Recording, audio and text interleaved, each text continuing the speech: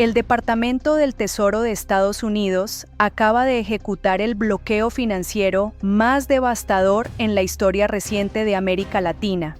Las reservas internacionales del Banco Central de Venezuela han sido congeladas en su totalidad, bloqueando cualquier posibilidad de que el régimen interino acceda a divisas para operaciones básicas. Esto significa que en cuestión de días, Venezuela no podrá importar alimentos, no podrá importar medicinas, no podrá importar combustible. La economía, que ya funcionaba a duras penas, está a punto de colapsar completamente. Y Delcy Rodríguez, que gobierna como presidenta interina desde la captura de Maduro, se queda sin las herramientas financieras mínimas para mantener funcionando, aunque sea precariamente, lo que queda del aparato estatal. Esto no tiene precedentes en la historia reciente. Déjenme explicarles la magnitud de lo que significa cortar completamente el acceso a dólares. El Banco Central de Venezuela mantenía hasta hace unos días reservas internacionales calculadas en aproximadamente $6.000 millones distribuidas en cuentas en diferentes jurisdicciones. Esas reservas son el colchón que permite a cualquier país comprar divisas en mercados internacionales cuando necesita importar bienes esenciales, cuando un gobierno necesita pagar por un cargamento de trigo desde Argentina, necesita dólares. Cuando necesita importar medicamentos desde India, necesita dólares. Cuando necesita comprar repuestos para plantas eléctricas, necesita dólares. Y la única forma de conseguir esos dólares es o exportando productos que generen ingresos en divisa fuerte o usando las reservas acumuladas. Venezuela lleva años sin exportar prácticamente nada más allá de petróleo, y ese petróleo está bajo sanciones que limitan severamente a quién puede venderse y cómo pueden procesarse los pagos. Entonces, las reservas del Banco Central eran literalmente lo único que le permitía al régimen interino mantener un mínimo de importaciones funcionando. Y Estados Unidos acaba de congelar esas reservas por completo. Cada cuenta, cada activo, cada instrumento financiero en el que estaban invertidas esas reservas ahora está bloqueado bajo órdenes del Departamento del Tesoro. Eso lo cambia absolutamente todo. Según documentos a los que tuvo acceso esta redacción, la orden de bloqueo se ejecutó sin previo aviso en las últimas 48 horas. Bancos en Estados Unidos que mantenían cuentas del Banco Central de Venezuela recibieron instrucciones directas de congelar esos fondos inmediatamente. Instituciones financieras en Europa que procesaban transacciones vinculadas a esas reservas fueron notificadas de que cualquier operación adicional los expondría a sanciones secundarias que los cortarían del sistema financiero estadounidense. Y países que mantenían acuerdos de swap de divisas con Venezuela, permitiéndole acceder a monedas extranjeras a cambio de garantías, fueron advertidos de que continuar esos acuerdos tendría consecuencias directas en sus relaciones con Washington. El mensaje es inequívoco. Estados Unidos no va a permitir que el régimen interino que gobierna Venezuela en este momento tenga acceso a los recursos financieros necesarios para consolidarse. No va a permitir que Delcy Rodríguez estabilice, aunque sea temporalmente, la situación económica. No va a dar tiempo para que el aparato chavista se reagrupe y busque nuevas fuentes de financiamiento. La estrategia es aplicar presión máxima ahora para forzar un colapso controlado, que obligue a negociar una transición en términos que Washington pueda aceptar. Y cada sílaba de esta estrategia fue aprobada por la Casa Blanca. Y aquí viene algo que muy pocos analistas están explicando correctamente, pero que es fundamental para entender por qué esta medida es tan contundente. El bloqueo de reservas no solo impide que Venezuela importe bienes, impide también que el gobierno interino pague salarios públicos en divisas convertibles, impide que mantenga funcionando los pocos servicios básicos que todavía operaban, impide que compre lealtades dentro del aparato militar ofreciendo bonos en dólares. Y lo más importante, impide que Delcy Rodríguez use dinero fresco para intentar comprar tiempo mientras negocia algún tipo de acuerdo con actores internacionales que podrían estar dispuestos a darle un respiro. El reloj corre en su contra. porque según fuentes cercanas al proceso, el gobierno interino tiene liquidez inmediata para operar durante aproximadamente 15 días. Después de eso, sin acceso a reservas internacionales, sin posibilidad de conseguir crédito en mercados financieros, sin ingresos petroleros que puedan convertirse legalmente en divisas utilizables, el sistema simplemente se detiene. Los hospitales que todavía funcionaban a medias dejarán de recibir los insumos mínimos que necesitan. Las plantas eléctricas que operaban con mantenimiento de emergencia no podrán conseguir los repuestos críticos. La distribución de alimentos subsidiados, que era lo único que evitaba hambruna masiva en ciertas zonas, colapsará completamente. Y permítanme explicarles con ejemplos concretos qué significa exactamente ese colapso en la vida diaria de millones de venezolanos.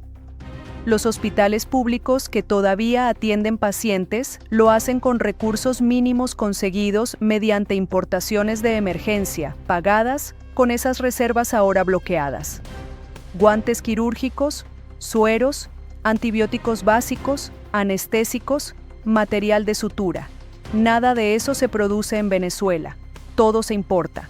Y cuando se corta la capacidad de pagar esas importaciones en dólares, los proveedores internacionales simplemente no despachan mercancía. Un hospital puede tener médicos capacitados, puede tener instalaciones físicas, puede tener pacientes que necesitan urgentemente atención, pero sin insumos básicos no puede operar. Y eso no es una proyección teórica, es lo que va a ocurrir en cuestión de días. Les hago esta pregunta directamente y quiero que la respondan en los comentarios. ¿Cuántos días creen ustedes que Delcy Rodríguez puede mantener el gobierno funcionando sin acceso a dólares antes de que la presión la obligue a negociar una transición? Escriban un número de días en los comentarios. Quiero ver qué calcula la comunidad venezolana sobre el margen de tiempo real que le queda a este gobierno interino antes del colapso definitivo. Ahora analicemos el contexto geopolítico que explica por qué Estados Unidos eligió exactamente este momento para ejecutar el bloqueo financiero total. Estamos a 53 días de la captura de Maduro en Brooklyn. Durante esas 8 semanas, Washington ha estado construyendo sistemáticamente las condiciones para lo que ocurre ahora. Primero, fue la captura misma que decapitó el liderazgo del régimen. Luego, fueron las sanciones contra actores clave que cortaron flujos de dinero. Después vino la confiscación de propiedades que eliminó activos de respaldo. Y ahora viene el golpe final, el bloqueo de reservas que elimina cualquier capacidad del gobierno interino de operar con normalidad aunque sea precaria. Esta secuencia no es casual, es una estrategia diseñada con precisión quirúrgica para desmantelar el aparato chavista capa por capa. Primero quitas el liderazgo, luego cortas el dinero, luego confiscas los activos de escape y finalmente bloqueas las reservas que permiten operaciones básicas. Cada paso debilita más al régimen, cada paso reduce sus opciones, cada paso aumenta la presión sobre quienes todavía intentan sostener el aparato y cada paso acerca más el momento en que ya no tienen alternativa real excepto negociar una transición en términos que no pueden controlar. Y déjenme explicarles algo que Marco Rubio desde el Departamento de Estado ha dejado muy claro en comunicaciones privadas con gobiernos aliados, según fuentes diplomáticas que pidieron el anonimato. El bloqueo de reservas no es permanente, es condicional. Si hay movimiento claro hacia elecciones libres supervisadas internacionalmente, si hay liberación de todos los presos políticos, si hay garantías creíbles de que la transición será real, entonces Washington está dispuesto a desbloquear recursos de manera controlada para evitar un colapso humanitario total. Pero mientras Delcy Rodríguez intente gobernar como presidenta interina sin legitimidad democrática, mientras Diosdado Cabello siga saboteando cualquier proceso de transición real, mientras el aparato chavista crea que puede ganar tiempo y reagruparse, el bloqueo se mantiene y se profundiza. Eso es presión calculada, no es crueldad ciega, es el uso del poder financiero estadounidense como herramienta para forzar cambio político. Y funciona porque Venezuela, a diferencia de países como Rusia o China, no tiene una economía lo suficientemente diversificada ni acceso a mercados alternativos lo suficientemente robustos como para resistir presión estadounidense sostenida. Necesita dólares. necesita acceso al sistema financiero internacional, y ese acceso pasa inevitablemente por Washington. La diferencia entre Venezuela y países que han resistido sanciones estadounidenses durante décadas es fundamental para entender por qué esta estrategia funcionará. Irán tiene una economía petrolera robusta con múltiples compradores dispuestos a sortear sanciones. Rusia tiene recursos naturales diversificados y una economía lo suficientemente grande como para desarrollar sistemas de pago alternativos. Corea del Norte opera prácticamente autárquica desde hace generaciones, pero Venezuela, después de 2 décadas de chavismo, tiene una economía completamente destruida que depende absolutamente de importaciones para todo. No produce alimentos, no produce medicinas, no produce repuestos industriales, no produce prácticamente nada excepto petróleo, y ese petróleo no puede venderse libremente por las sanciones. Entonces, cuando le quitas el acceso a las reservas que le permiten comprar lo que no produce, el sistema colapsa en semanas, no en años. Pero eso no es todo, porque mientras el bloqueo de reservas se ejecutaba, algo más estaba ocurriendo que confirma que esta operación forma parte de una estrategia coordinada mucho más amplia. Según información que llegó a esta redacción en las últimas horas, países que mantenían acuerdos comerciales con Venezuela, permitiéndole importar bienes básicos a cambio de petróleo, han sido contactados directamente por funcionarios estadounidenses. El mensaje es simple: si continúan esos acuerdos comerciales después del bloqueo de reservas, enfrentarán sanciones secundarias que limitarán su propio acceso a mercados estadounidenses. No es casualidad. China, que durante años fue el principal socio comercial de Venezuela, comprando petróleo y vendiendo manufacturas, ha reducido dramáticamente sus importaciones venezolanas en los últimos meses. No por falta de interés en el petróleo, sino porque Beijing calculó que mantener ese comercio, mientras Washington aplica presión máxima, tiene un costo político y económico mayor que los beneficios de seguir comprando crudo venezolano a precios de descuento. India, que también compraba petróleo venezolano, está evaluando si vale la pena arriesgarse a sanciones secundarias por mantener esas importaciones. Y Turquía, que operaba como intermediario para algunas transacciones financieras venezolanas, está recibiendo presión directa para cerrar esos canales. Eso significa que el bloqueo de reservas no ocurre en el vacío. Ocurre en un contexto donde simultáneamente se están cerrando las rutas alternativas que Venezuela podría usar para conseguir divisas. Es un cerco financiero completo diseñado para no dejar salidas. Y cuando un país queda completamente aislado del sistema financiero internacional, sin reservas, sin crédito, sin socios comerciales dispuestos a arriesgarse, las opciones se reducen a 2: o negocias en los términos que te imponen, o colapsa todo y enfrentas las consecuencias de ese colapso sin recursos para gestionarlo. El grifo se cerró. Fuentes militares que pidieron el anonimato confirmaron que dentro de la Fuerza Armada Nacional hay preocupación creciente sobre qué significa el bloqueo de reservas para su propia supervivencia institucional, porque los militares venezolanos que todavía sostienen al gobierno interino no lo hacen por ideología, lo hacen porque reciben pagos, bonos en dólares que complementan salarios oficiales que no alcanzan para nada, acceso a comida importada que no está disponible para la población general, combustible para sus vehículos cuando las gasolineras públicas están vacías. Y cuando esos pagos dejen de llegar porque no hay dólares para procesarlos, la lealtad comprada se evapora. Generales que durante años se beneficiaron del sistema corrupto empiezan a calcular si tienen más que ganar manteniéndose leales a Delcy o negociando su propia salida con Washington. Y cada día que pasa sin acceso a reservas, ese cálculo se inclina más hacia negociar, porque un general con información valiosa sobre estructuras criminales que coopera ahora puede conseguir inmunidad o al menos reducción de condenas. Pero un general que espera demasiado y el sistema colapsa completamente, pierde su valor como cooperador y enfrenta el peso completo de la justicia sin nada que ofrecer a cambio. Es una carrera contrarreloj donde el incentivo para traicionar al aparato aumenta exponencialmente cada día.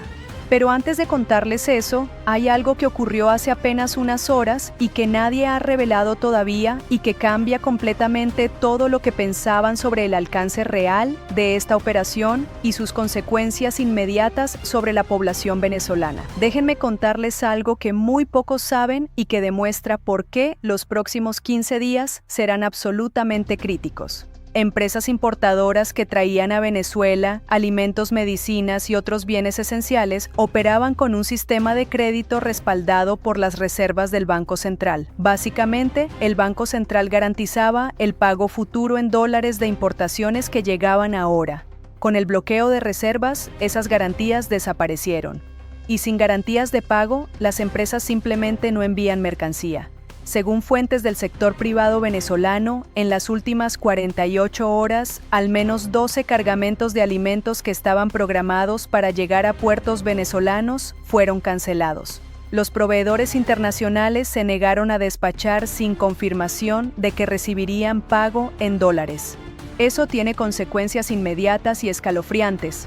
Venezuela importa aproximadamente el 70% de los alimentos que consume. La producción nacional colapsó durante la última década por falta de inversión, por expropiaciones, por controles de precios que hicieron inviable la agricultura comercial. Entonces, cuando se corta la importación de alimentos, no hay plan B doméstico que pueda compensar. Los anaqueles, que ya estaban semivacíos, se vaciarán completamente en cuestión de días. Y la población que ya sufría inseguridad alimentaria severa enfrentará escasez absoluta en productos básicos como arroz, pasta, leche, aceite.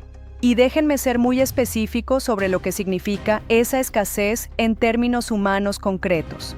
Una familia venezolana, promedio de 4 personas, necesita consumir aproximadamente 2 kilos de arroz por semana. Eso es lo mínimo para tener una base calórica que permita funcionar.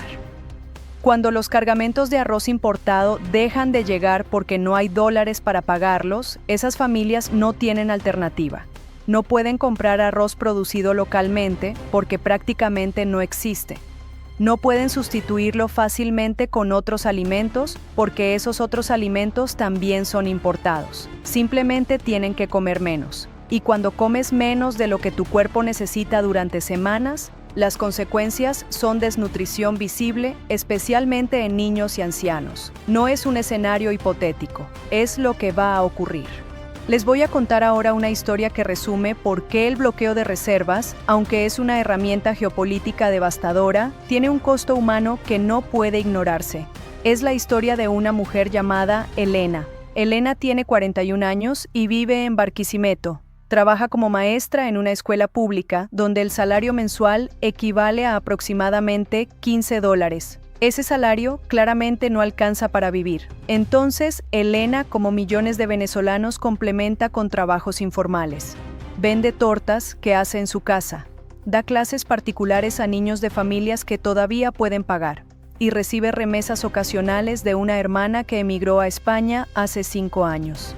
Elena tiene una hija de 8 años con asma crónica. Esa niña necesita inhaladores que en Venezuela no se fabrican, se importan. Y con el bloqueo de reservas, esos inhaladores simplemente van a dejar de llegar. Elena lo sabe. Lleva días intentando conseguir stock para los próximos meses antes de que la escasez se vuelva absoluta. Ha visitado 7 farmacias. Solo encontró 2 inhaladores que compró pagando el equivalente a un mes completo de su salario oficial. Y sabe que cuando esos 2 se acaben, no habrá más disponibles porque las importadoras no van a traer medicamentos sin garantía de pago en dólares. Elena no es chavista, nunca lo fue. Votó contra el régimen en cada elección donde pudo. Celebró cuando Maduro fue capturado. Tiene esperanza de que Venezuela finalmente cambie, pero en este momento, mientras mira los 2 inhaladores que consiguió y calcula cuánto tiempo le durarán a su hija, no piensa en geopolítica. Piensa en qué hará cuando se acaben. Piensa en si su hija podrá respirar. Piensa en si el precio de la transición hacia la democracia será la salud o incluso la vida de niños como la suya, que no tienen culpa de nada, pero que están atrapados en medio de un colapso que no pidieron ni pueden controlar.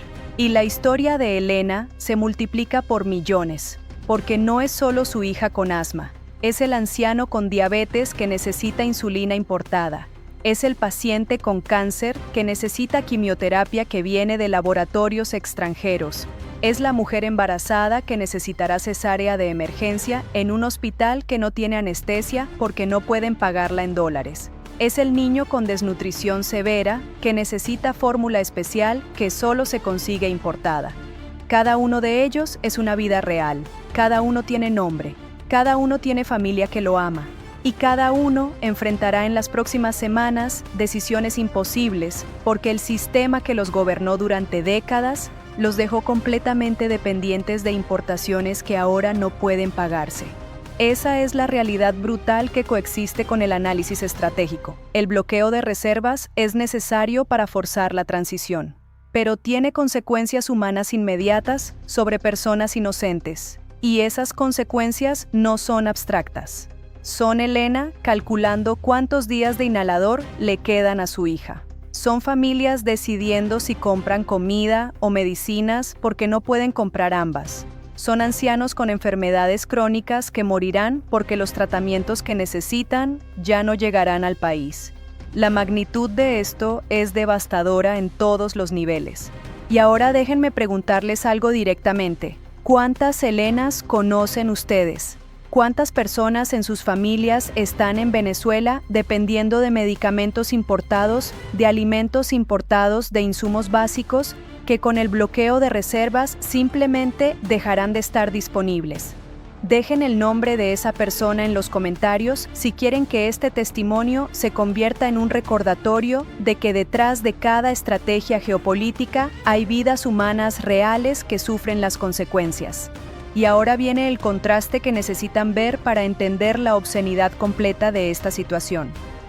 Mientras Elena en Barquisimeto usa un mes de salario para comprar 2 inhaladores y reza para que su hija no entre en crisis antes de que llegue la transición democrática, un familiar cercano de un alto jerarca chavista, según información a la que tuvimos acceso, vive en una mansión en las afueras de Madrid. Esa propiedad valuada, según fuentes del mercado inmobiliario español, en aproximadamente 2 millones de euros, tiene 6 habitaciones, piscina climatizada, gimnasio privado y garaje para 4 vehículos de lujo.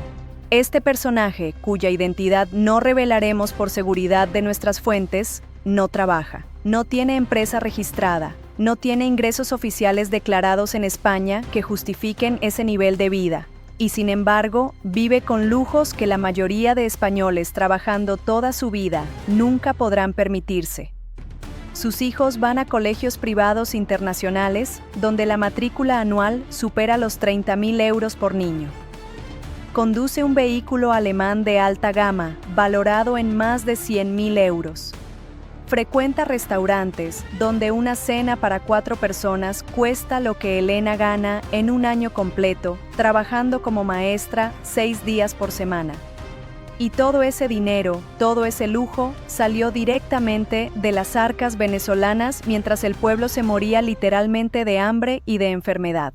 Y permítanme ser muy específico sobre el tipo de vida que esta persona lleva con dinero robado para que entiendan el contraste completo. Según fuentes cercanas, este individuo vacaciona regularmente en destinos europeos de lujo.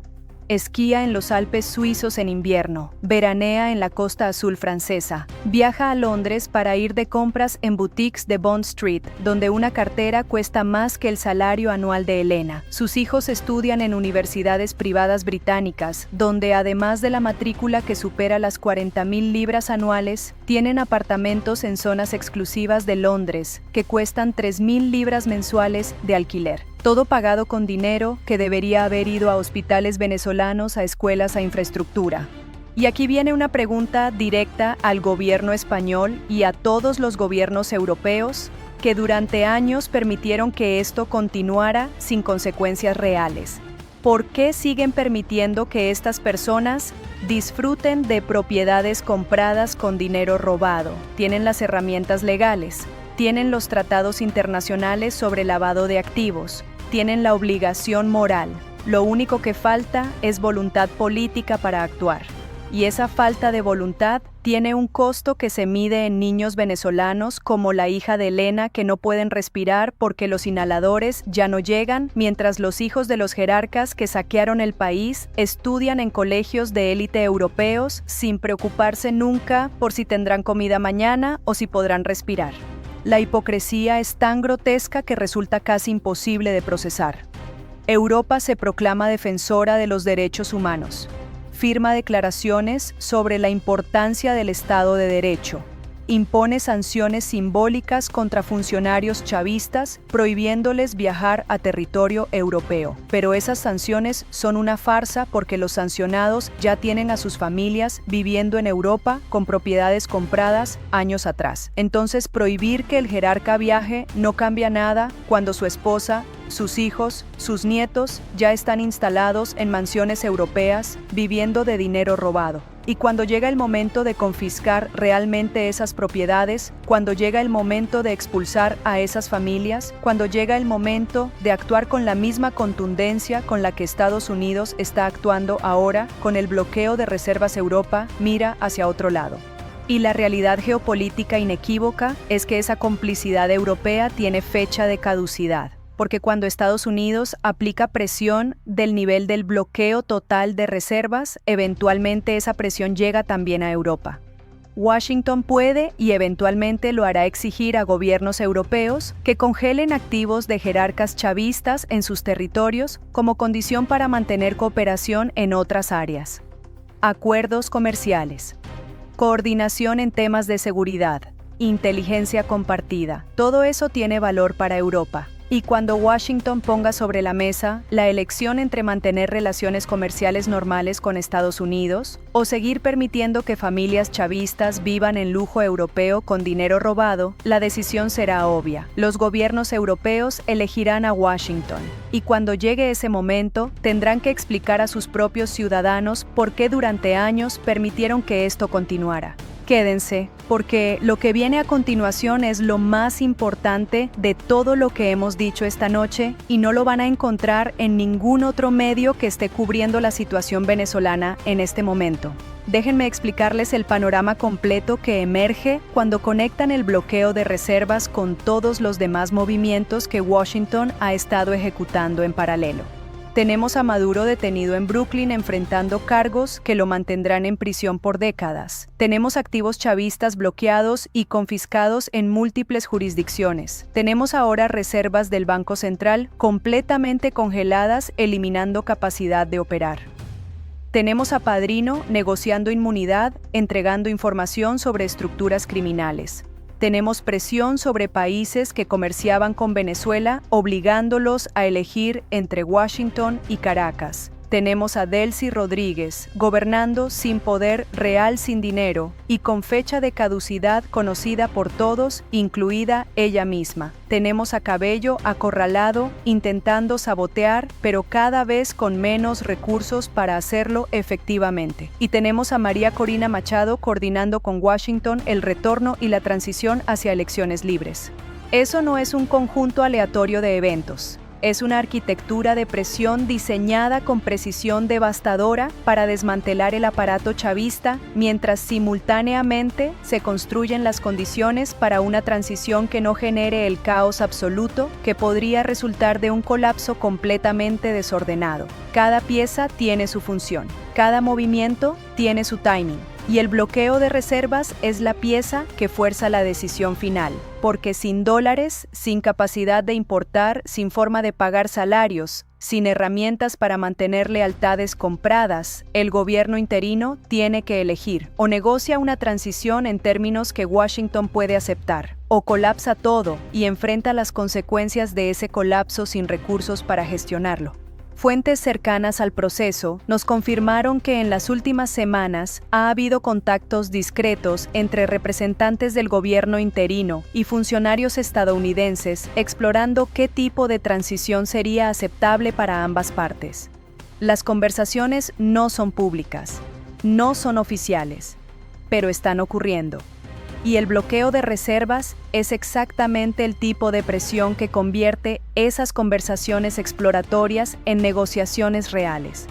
porque cuando tienes 15 días de liquidez antes del colapso total, ya no puedes darte el lujo de esperar a ver qué pasa. Tienes que negociar, tienes que ceder, tienes que aceptar términos que en otras circunstancias nunca aceptarías. Y déjenme explicarles algo más que Washington calculó con absoluta claridad y que revela la sofisticación de esta estrategia. El bloqueo de reservas no es irreversible. Si hay movimiento real hacia transición, Washington puede desbloquear recursos de manera controlada y escalonada. Primero libera lo mínimo necesario para importaciones humanitarias de emergencia, medicamentos críticos, alimentos básicos, insumos médicos para hospitales. Luego, si se cumplen condiciones adicionales como liberación de presos políticos o anuncio de fecha para elecciones, libera más recursos para operaciones gubernamentales básicas. Pago de salarios a maestros y enfermeras, mantenimiento mínimo de servicios públicos, combustible para transporte de alimentos y eventualmente, si hay elecciones libres supervisadas internacionalmente y un gobierno legítimo reconocido, libera el resto de las reservas, más acceso a crédito internacional, más inversión extranjera, más todo lo que Venezuela necesita para reconstruirse.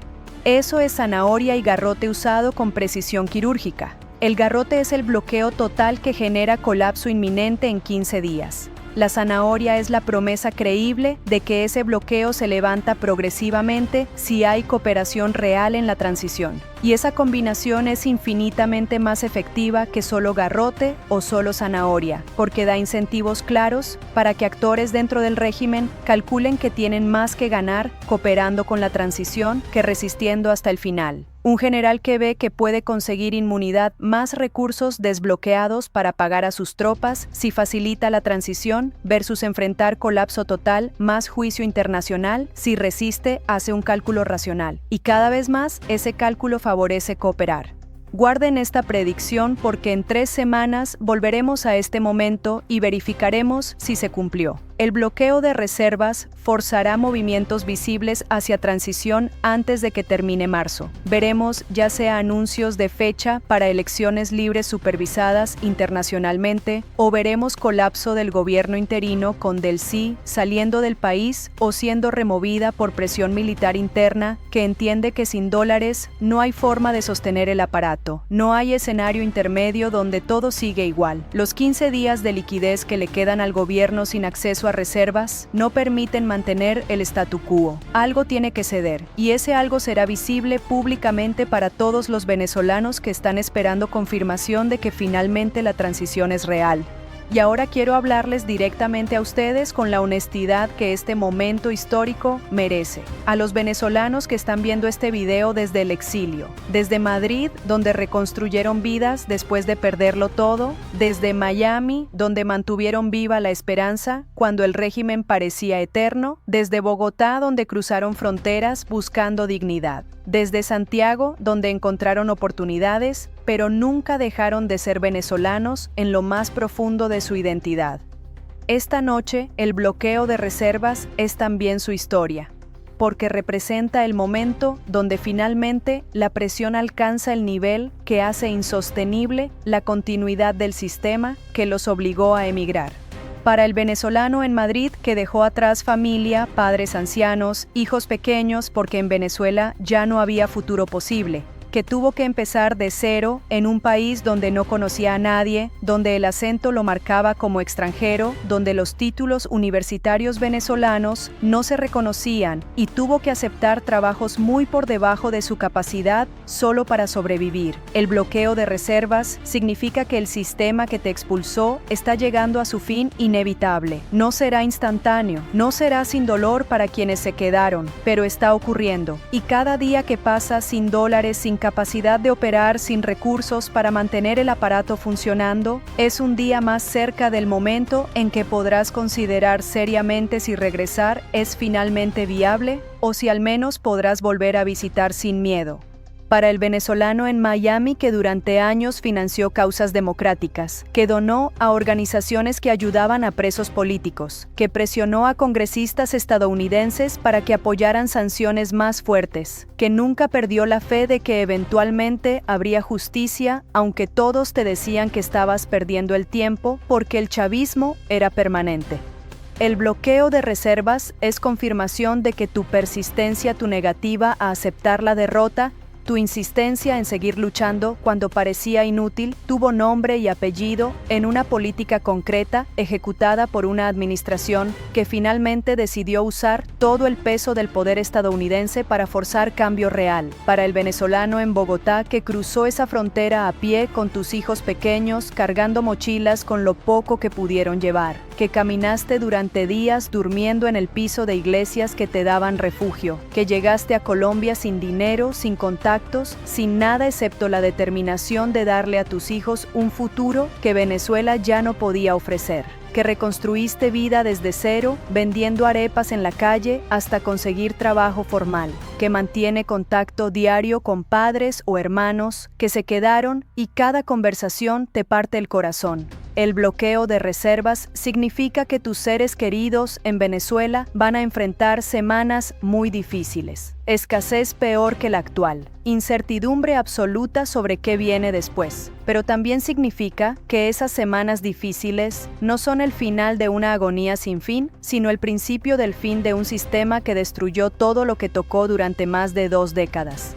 Para el venezolano en Santiago que encontró en Chile segunda oportunidad, que consiguió trabajo en tu profesión, que tus hijos estudian en escuelas chilenas y hablan con acento que mezcla lo venezolano con lo chileno, que te integraste pero nunca dejaste de ser venezolano, que cada vez que hablas por teléfono con familia, sientes esa mezcla imposible de describir entre culpa por haberte ido y alivio por estar seguro y poder darle a tus hijos lo que Venezuela no podía darles. El bloqueo de reservas te obliga a confrontar una pregunta que quizás evitaste durante años porque parecía hipotética. Si Venezuela realmente cambia, si realmente hay transición democrática, si realmente se reconstruye con recursos desbloqueados y supervisión internacional, ¿regresarías? Y esa pregunta que antes era abstracta, lejana, imposible, ahora es concreta, inmediata, real, porque la transición ya no es una fantasía. Es un proceso en marcha con calendario forzado por la realidad económica brutal de que sin dólares el sistema colapsa.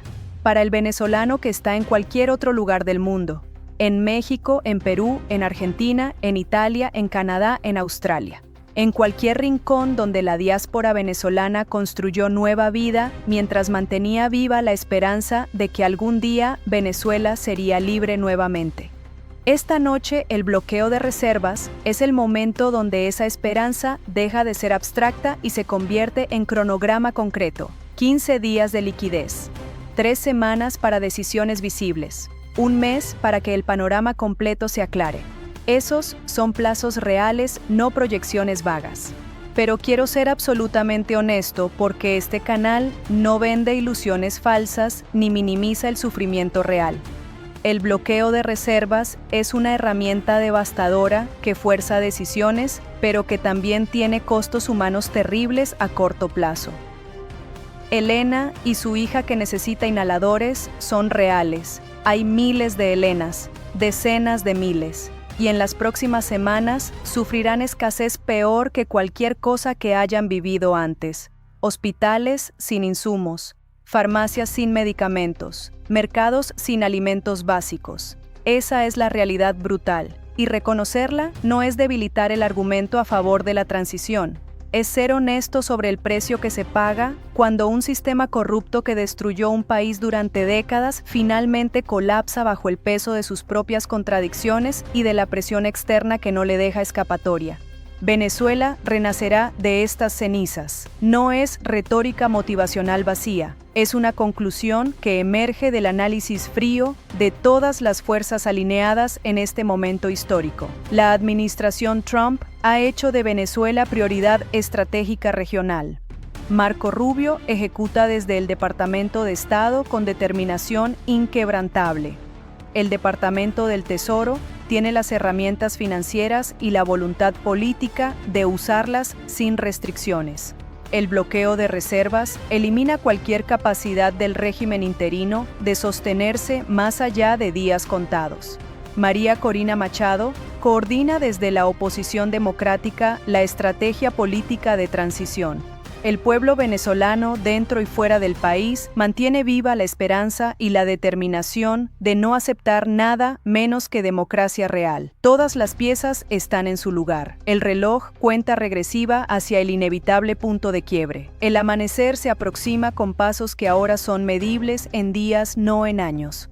Si este análisis profundo les pareció valioso, suscríbanse al canal para no perderse ninguna actualización. Esto se mueve muy rápido. Cada día trae acciones nuevas que confirman el patrón. Cada semana trae decisiones que acercan más el desenlace. Compartan este video con cada venezolano que conocen, con cada familiar que necesita entender que el colapso del sistema no es catastrofismo, sino proceso real en marcha con cronograma forzado por realidades económicas que no admiten negociación.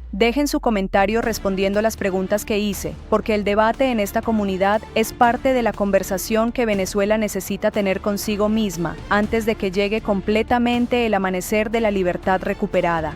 Y déjenme hacerles una última pregunta específica que quiero que debatan en los comentarios. Si ustedes fueran Delcy Rodríguez en este momento exacto, con 15 días de liquidez antes del colapso total, con presión militar interna creciente con Washington, ofreciendo zanahoria condicional, pero manteniendo garrote devastador, ¿qué harían? Negociarían transición inmediata, aceptando términos de elecciones libres supervisadas. Intentarían resistir, apostando a que algo cambie en el panorama internacional. Huirían del país antes de que sea demasiado tarde y el cerco se cierre completamente. Buscarían acuerdo secreto con generales para transferir poder a junta militar que negocie directamente con Estados Unidos. Escriban en los comentarios qué decisión tomarían ustedes en su lugar.